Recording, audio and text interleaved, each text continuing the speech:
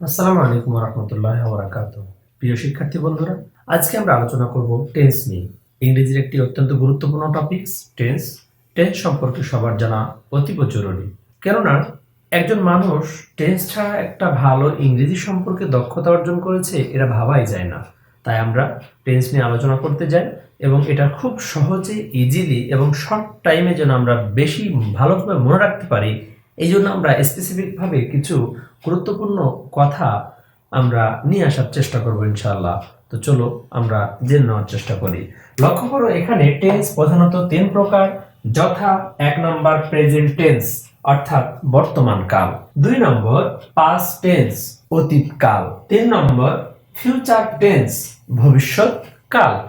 এবার আমরা কিভাবে চিনব প্রেজেন্ট এবং পাস্ট এবং ফিউচার, এই তিনটা টেন্সকে চিনার একটা সহজ উপায় তোমাদেরকে আমি বলে দিচ্ছি।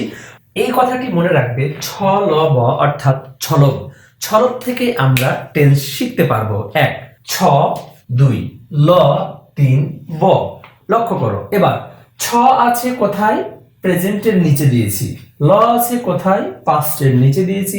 ব আছে কোথায়? ফিউচারের নিচে দিয়েছি। তাহলে আমরা বলতে পারি যে প্রেজেন্ট কিভাবে চিনবো? ছ আছে যেখানে, প্রেজেন্ট আছে সেখানে, ল আছে যেখানে, পাস্ট আছে সেখানে, ব আছে যেখানে, ফিউচার পাবো সেখানে। তাহলে আমরা প্রেজেন্ট, পাস্ট এবং ফিউচার চিনার সহজে আমরা একটা কথা জেনে নিলাম। তো চলো আমরা উদাহরণের মাধ্যমে আমরা দেখার চেষ্টা করি। প্রিয় শিক্ষার্থী বন্ধুরা, এবার আমরা এখানে 3টি বাক্য লিখেছি। আমরা বলতে পারি কি এখন যে কোনটা কোন টেন্স? আমাদের এখানে চিনার জন্য সহজে দেওয়া আছে যে কিভাবে আমরা চিনবো। লক্ষ্য করো, দেখো এখানে একটি কথা বলতে ভুলে গিয়েছি যে আমরা আসলে কোথায় পাবো ছ, কোথায় পাবো ল, কোথায় পাবো ব। তো আমরা এটা শেষের দিকে লক্ষ্য করব, অর্থাৎ ভার্বের শেষে যখন আমরা ছ পাবো, ভার্বের শেষে যখন আমরা ল পাবো, ভার্বের শেষে যখন আমরা ব পাবো, তখন আমরা সেই টেন্সকে সেই টেন্স হিসাবে বিবেচিত করব। তাহলে প্রথমে আমরা দেখে নিই 1 নম্বর বাক্যে শেষে কি আছে? ছ। তাহলে ছ আছে যেখানে, প্রেজেন্ট আছে সেখানে। তাহলে 1 নম্বর বাক্য আমরা বলতে পারি এটা প্রেজেন্ট। 2 নম্বর বাক্যে লক্ষ্য করো, দেখো এখানে কি আছে শেষে? এখানে ল আছে। প্রিয় শিক্ষার্থী বন্ধুরা, লক্ষ্য করো ল এখানে কোথায় আছে? ল আছে যেখানে, পাস্ট পাবো সেখানে। তাহলে আমরা এটাকে বলতে পারি যে পাস্ট টেন্স এটা হয়েছে।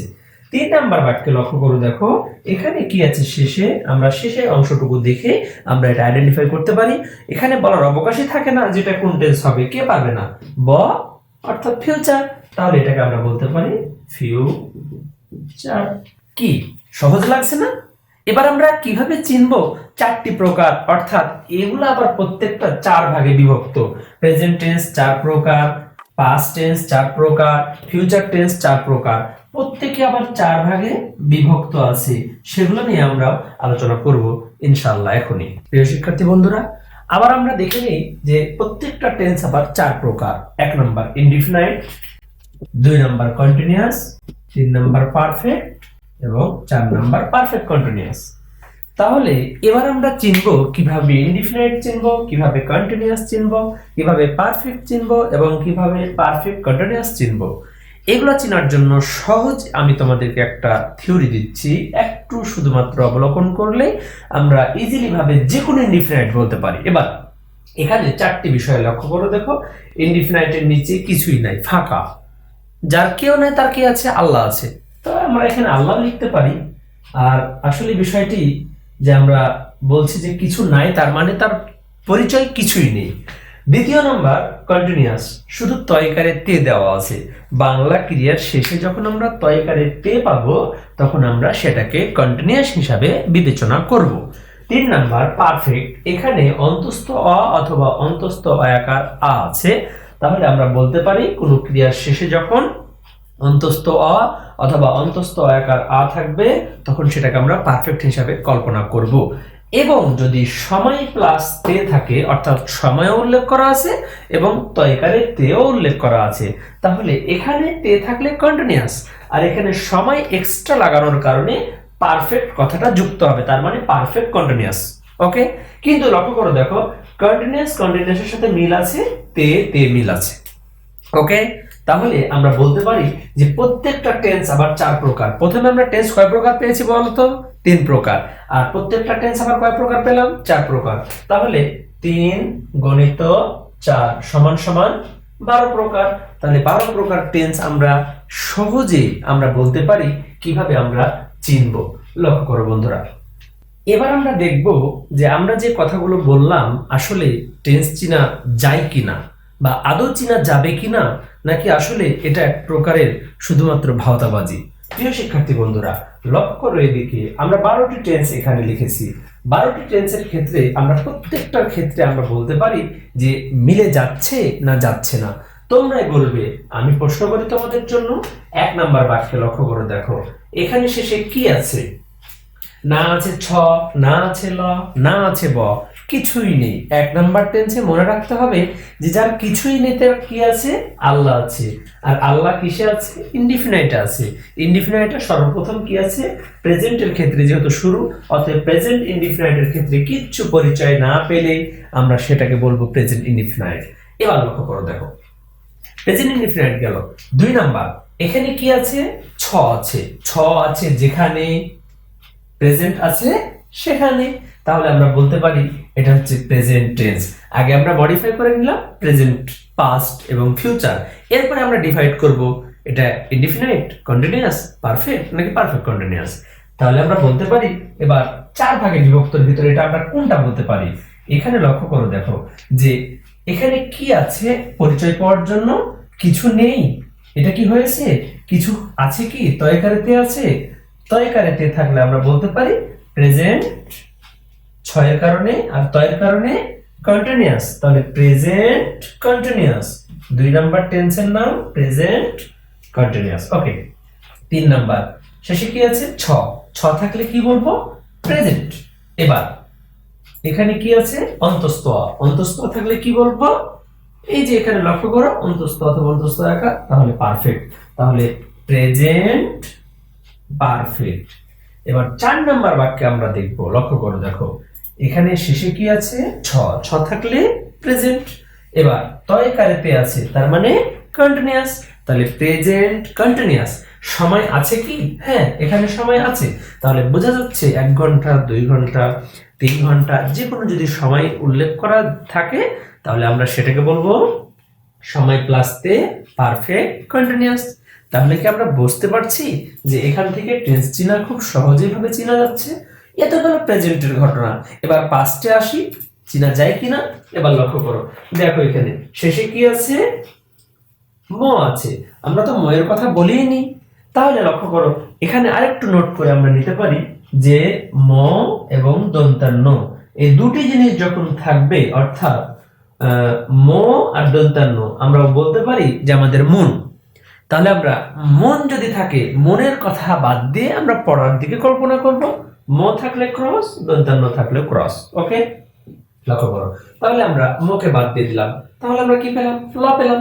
তাহলে ল যেহেতু পেয়ে গেলাম, ল আছে যেখানে, পাস্ট পাবো সেখানে, পেয়ে গেছি পাস্ট। তাহলে 1 নাম্বার কাজ আমরা পাস্টে ভাগ করলাম। তারপরে কি বলবো বলো তো? যেখানে কি তয়কারেতে আছে? নেই, কন্টিনিউয়াস বলবো না। অন্তস্থ আকারে আছে? নেই, তাহলে আমরা কি বলবো না? সাধারণতভাবে পারফেক্ট বলবো না। কিন্তু যদি থাকে তাহলে আমরা বলবো, আর যদি না থাকে কিছুই নেই, তার কি আছে? আল্লাহ আছে, তার মানে ইনডিফিনাইট। তাহলে আমরা বলতে পারি পাস্ট ইনডিফিনাইট। ওকে। এবার 6 নম্বরে শেষে কি আছে? ল আছে। ল থাকলে পাস্ট। এবার শেষে কি আছে? তয়কারিতে আছে। তে থাকলে কন্টিনিউয়াস, পাস্ট কন্টিনিউয়াস, পিসি। এবার 7 নম্বরে দেখি, শেষে কি আছে? ল আছে। ল থাকলে বলো পাস্ট। এই যে ল থাকলে পাস্ট। এবার তারপরে কি আছে? অন্তস্থ আকার, তাহলে কি হলো? পারফেক্ট। তাহলে পাস্ট পারফেক্ট, পিপি। এবার 8 নাম্বার বাক্যে লক্ষ্য করো, এখানে শেষে কি আছে? ল, তার মানে আমরা পাস্ট পেয়ে গেছি। এবার তয়কারিতে আছে, তাহলে কি বলবো আমরা? কন্টিনিউয়াস বলবো। আবার সময় কিন্তু উল্লেখ করা আছে, তাহলে আমরা বলতে পারি সময় প্লাস তে মানে পারফেক্ট কন্টিনিউয়াস। তাহলে পাস্ট পারফেক্ট কন্টিনিউয়াস। এবার ফিউচারে চলে গেলাম। ফিউচার মিলে কিনা দেখি। শেষে কি আছে বলো তো? ব আছে। ব যদি পাই আমরা কি বলবো? ফিউচার। ফিউচার পেয়ে গেছি, তাহলে আমরা ফিউচার বলবো। প্রেজেন্টও বলবো না, পাস্টও বলবো না। এবার লক্ষ্য করো, দেখো যে আমরা এখানে আমরা মডিফাই যখন করব, অর্থাৎ চারটি ভাগে বিভক্ত করব, কোনটার ভিতরে পড়ছে? ইনডিফিনাইট পড়ছে না কন্টিনিউয়াস? এবার আমরা দেখব। তাহলে লক্ষ্য করো, তয়কারকে আছে কি এখানে? নেই, তাহলে আমরা কন্টিনিউয়াস বলবো না।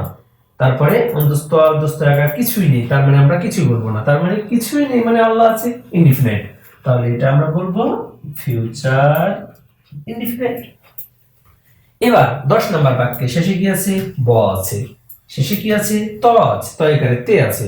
ব থাকলে ফিউচার, তয়কারে তে থাকলে কন্টিনিউয়াস। তাহলে ফিউচার কন্টিনিউয়াস। ওকে, এবার শেষে কি আছে? ব আছে। ব থাকলে ফিউচার, অন্তস্থ আকারে আছে, তার মানে পারফেক্ট। তাহলে ফিউচার পারফেক্ট। এবার শেষের বাক্যে চলে গেলাম। শেষে কি আছে? ব আছে। ফিউচার, তয়কারে তে আছে, কন্টিনিউয়াস, সময় আছে, পারফেক্ট কন্টিনিউয়াস। তাহলে ফিউচার পারফেক্ট কন্টিনিউয়াস। তাহলে আমরা 12টি টেন্সের ক্ষেত্রে আমরা ছোট্ট একটু কথার মাধ্যমে আমরা সহজেই চিনে গেলাম।